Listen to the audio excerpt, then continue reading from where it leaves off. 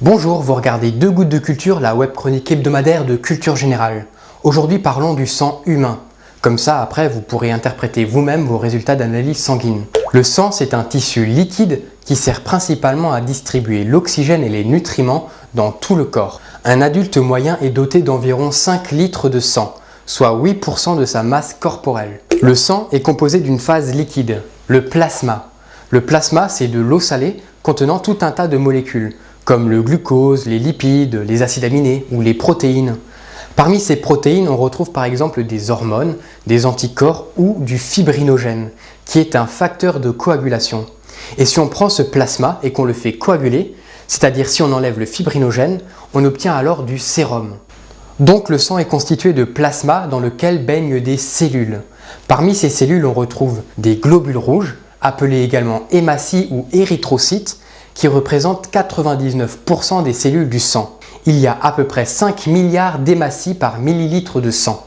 Une hématie a une durée de vie de 120 jours environ. Ces cellules ont la particularité de ne pas avoir de noyau. Ce sont des sacs contenant de l'hémoglobine. L'hémoglobine, c'est une molécule qui peut fixer du dioxygène, O2, que l'on respire, et du dioxyde de carbone, CO2, que l'on expire. Ces gaz se fixent sur les atomes de fer présents dans l'hémoglobine. C'est d'ailleurs ce fer oxydé qui confère aux globules, et donc au sang, cette couleur rouge, comme pour le fer qui rouille. Dans le sang, on retrouve aussi des globules blancs, appelés également leucocytes. Ce sont des cellules du système immunitaire qui servent à détruire les agents infectieux. Il existe différents types de cellules leucocytes, chaque type de cellule a une fonction particulière. Les granulocytes neutrophiles qui sont capables d'avaler et digérer les corps étrangers par phagocytose. Les granulocytes basophiles qui interviennent dans les réactions allergiques en libérant de l'histamine. Les granulocytes éosinophiles qui s'attaquent aux parasites. Les lymphocytes qui peuvent fabriquer des anticorps ou détruire directement des cellules cibles en perforant leurs membranes. Et enfin les macrophages qui vont avaler et digérer les débris cellulaires après l'action des autres leucocytes. Le macrophage a un rôle de nettoyeur.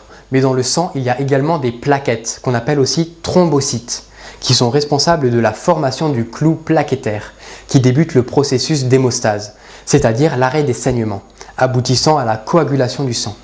Toutes les cellules que nous venons de voir sont produites dans la moelle osseuse et sont issues de la différenciation d'un seul type de cellules souches nommées cellules totipotentes. Nous venons de voir les principaux éléments figurés du sang. Regardons maintenant les paramètres les plus souvent recherchés lors des analyses sanguines.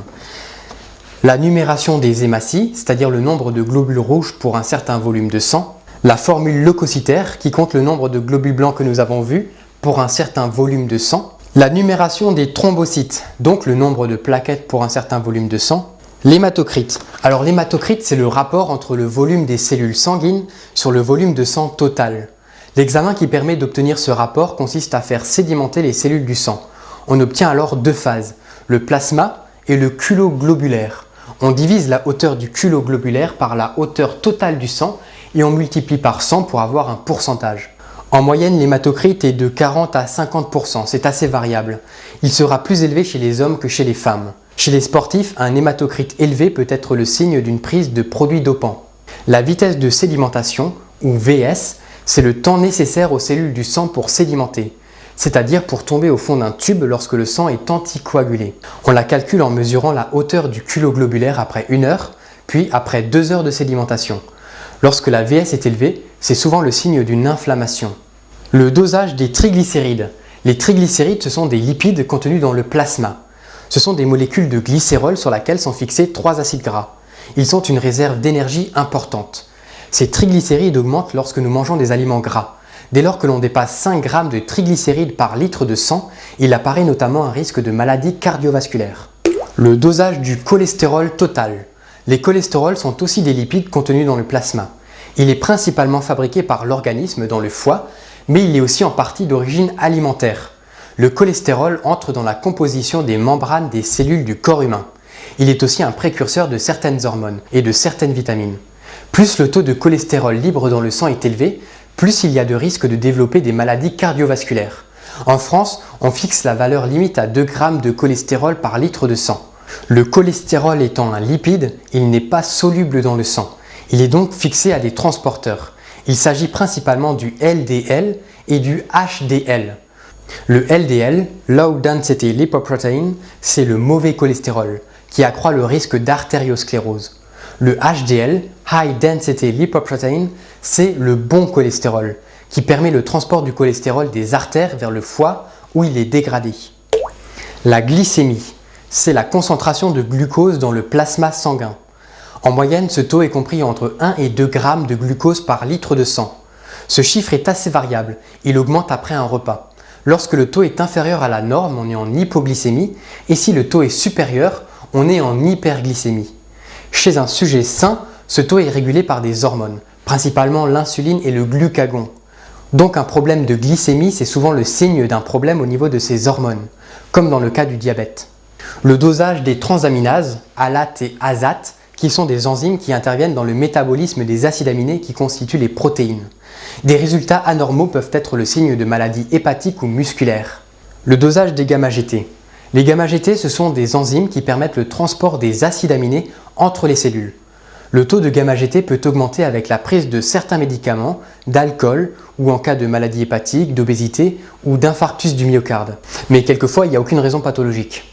Le dosage de la phosphatase alcaline. Alors la phosphatase alcaline, c'est une enzyme qui intervient dans la fabrication du tissu osseux et cartilagineux. La créatininémie, c'est-à-dire le taux de créatinine dans le plasma sanguin.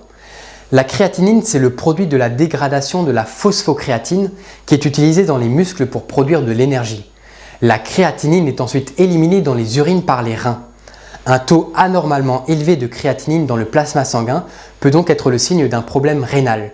Si le taux est anormalement bas, c'est le signe d'une diminution de la masse musculaire. Et voyons aussi l'uricémie, c'est-à-dire le taux d'acide urique dans le plasma sanguin. L'acide urique, c'est le produit de la dégradation des protéines. Il est éliminé dans les urines par les reins. Son taux augmente lorsque l'on mange des aliments riches en protéines, comme la viande. Un taux élevé d'acide urique dans le plasma peut être le signe d'un problème rénal. L'acide urique en forte concentration a tendance à se cristalliser. S'il se cristallise dans l'urine, il peut se produire des calculs rénaux, et s'il se cristallise dans les articulations, il y a apparition d'une pathologie qui s'appelle la goutte. On peut aussi observer une augmentation de l'uricémie lorsque les protéines normales de l'organisme sont dégradées, comme c'est le cas lors de la fonte musculaire due à un jeûne ou à une pathologie grave. Le mot du jour, c'est thésauriser. Thésauriser signifie économiser, épargner, amasser de l'argent sans le dépenser. Et à lundi prochain.